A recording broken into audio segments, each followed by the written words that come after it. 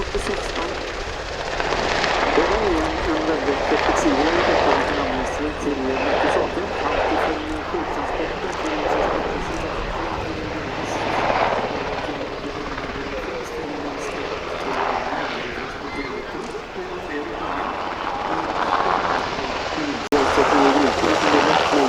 Det var mycket tid över för flygsystem. Här har vi faktiskt ganska fullt upp som flyger till det.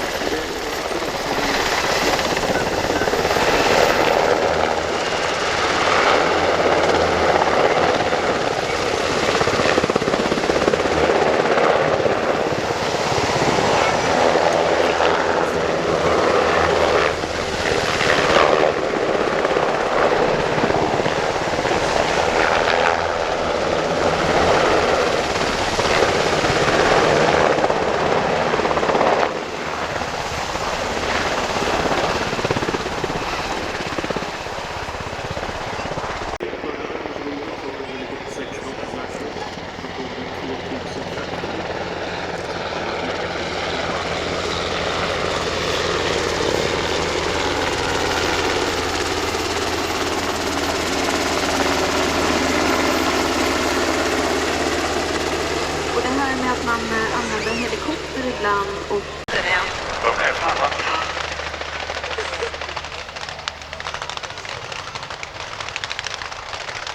Så de lämnar soldaterna för att undvika att bli beskjutna själva? Exakt, det är de finns kvar i närheten? Precis, man stannar liksom aldrig kvar med den här helikoptern för att då är...